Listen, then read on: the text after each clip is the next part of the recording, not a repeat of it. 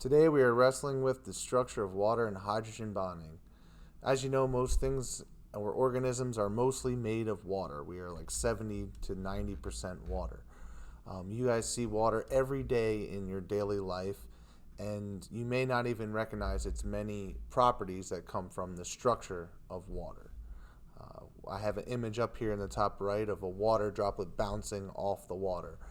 Some of you may have seen that before in slow-mo, but all of this happens because of the structure of water.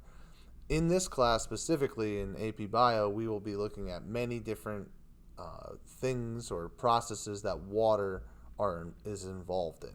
We have osmosis, we have hydrolysis and dehydration synthesis, the water cycle, we'll be talking about aquaporins in cell membranes, and of course the many properties that it has: transpiration, high specific heat, insulation, and many more, which I'll talk about at the end of this PowerPoint. So what about the structure of water makes it so unique? Water is polar.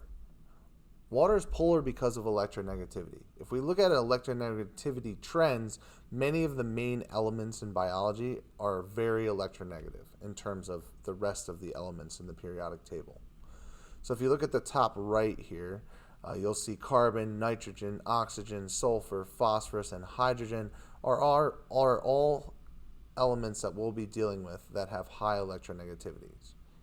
Water specifically, H2O, has hydrogen, 2 of them, which has an electronegativity of 2.2, and oxygen, 1 of them, which has an electronegativity of 3.44. So what does that mean? Well, if we're trying to determine bonds between the two atoms, we subtract the electronegativities. If the electronegativities are a certain difference, like 1.24, which is the difference between oxygen and hydrogen, then we get a specific type of bond between those two atoms.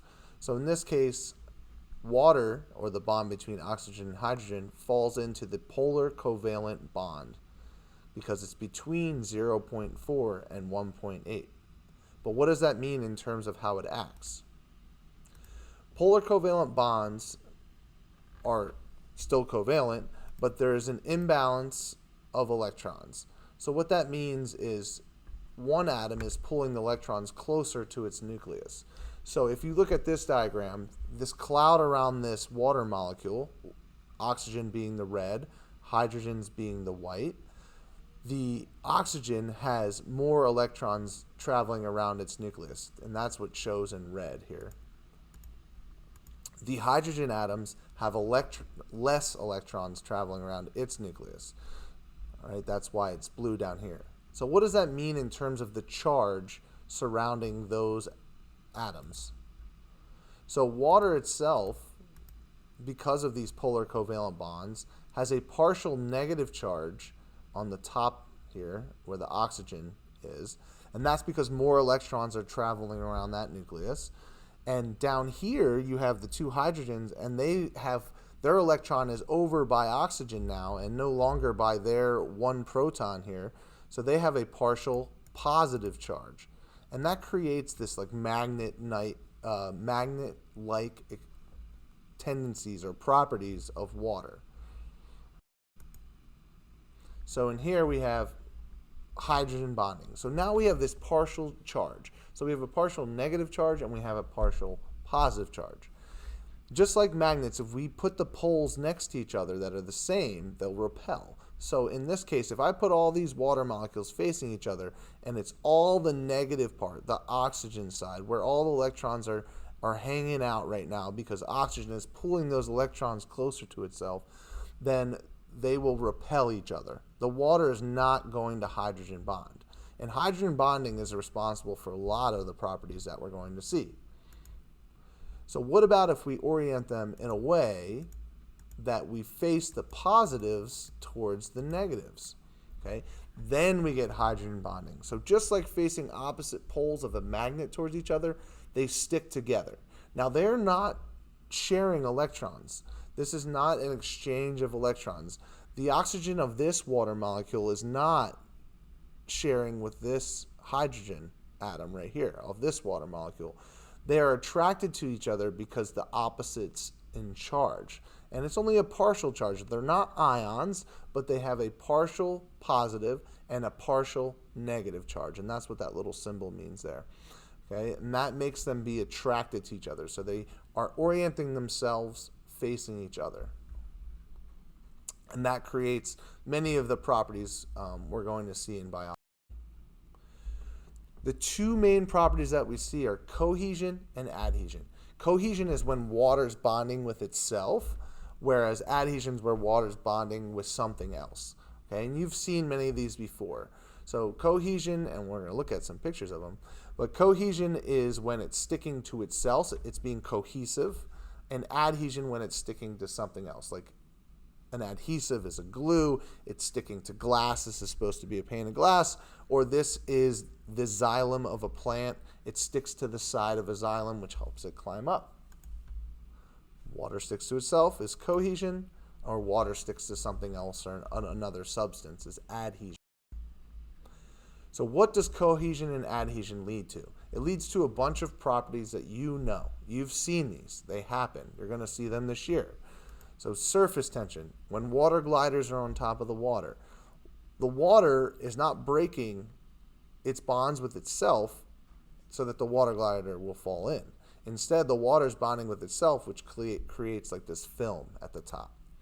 Capillary action. This is when the water's climbing up a cylindrical tube, like maybe it's a straw, maybe you've seen a graduated cylinder with a meniscus, but the water is adhering to the side of the glass, which is causing it to create that curved shape.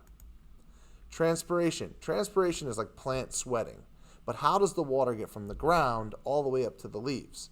And that's through cohesion and adhesion. The water is actually sticking to the sides of the xylem, which is what goes up, xylem up, and it's also sticking to each other. It's like pulling itself up as well. Insulation. Why are lakes and ponds not frozen underneath the ice? Well, the ice, when it slows down and it's able to hold these hydrogen bonds and keep its space and create air pockets, that allows ice to actually keep the water below it warmer. All right, so then the fish and the things that are living in the pond or lake will stay alive because the water will be a warmer temperature. High specific heat. A watch pot never boils. How long does it take to boil a pot of water? The molecules of water inside that pot don't want to break apart from each other. So you have to keep adding energy. You have to keep making them move until they actually change into water vapor. Water is a universal solvent. If we think of something like this is sodium chloride or salt. It has an ionic bond, so sodium has this positive charge and chloride has this negative charge. Well, if we put that around a molecule that has a partial positive and a partial negative side, like the oxygen is negative and the hydrogen is positive in water, it pulls them apart, all right, and it surrounds them. So when we see salt dissolve in water, we see it being pulled apart and we can no longer see it because it's broken into those atoms inside the water. And water is a universal solvent because it can dissolve so many things. So what did we just go over? What just happened? Here is a visual summary. So just a quick synopsis of what we just went through. So the bond between oxygen and hydrogen is a polar covalent bond. This is because of the difference in electronegativity. The difference in electronegativity leads to water having an imbalance of electrons around the nucleus of oxygen and the nuclei of hydrogen. That creates partial negative and partial positive charges on water, the water molecule, each water molecule, and that causes it to act like a magnet. When it acts like a magnet, it can hydrogen bond with itself, which is cohesion. It can also hydrogen bond with other things, typically other molecules that are highly electronegative, or atoms, like nitrogen. It can bond with them. It can hydrogen bond with them as well because they have a higher electronegativity and it'll bond with them, okay? So that other things, this is adhesion. So we have cohesion and adhesion because of the partial charges from the imbalanced electrons because of polar covalent bonds. And lastly, We see all of these properties because water is cohesive and water is adhesive. So we see insulation, we see high specific heat. It's hard to boil water. We see water climbing up vertical plants or through the xylem. We see it climb glass cylinders or stick to the sides of graduated cylinders. We see it dissolve things like salt. And we also see its ability to bond with itself so things can travel on top of the water. Okay, now for the text people. So water is a polar molecule because of the large difference in electronegativity between oxygen and hydrogen. Because of the large difference of electronegativity, it causes an unequal sharing of electrons across the water molecule. So we have oxygen with more electrons, the hydrogens that are down the bottom with less. This unequal sharing causes it to have poles. So oxygen has a partial negative, hydrogens have partial positive. The structure of water causes it to hydrogen bond with itself as well as other highly electronegative atoms. So hydrogen bonding, because it's hydrogen bonding, cohesive, and adhesion allow it to have properties. So hydrogen bond leads to properties such as cohesion and adhesion. So cohesion and adhesion, the properties that it has because of it having poles and the unequal sharing of electrons, leads to all of these things we see in nature: surface tension, capillary action, high specific heat, insulation or ice floating, right? It floats, transpiration, it's a universal solvent, and there are many, many other more out there that we're going to see throughout this course. I hope that helps, and I hope that makes you understand water a little bit more.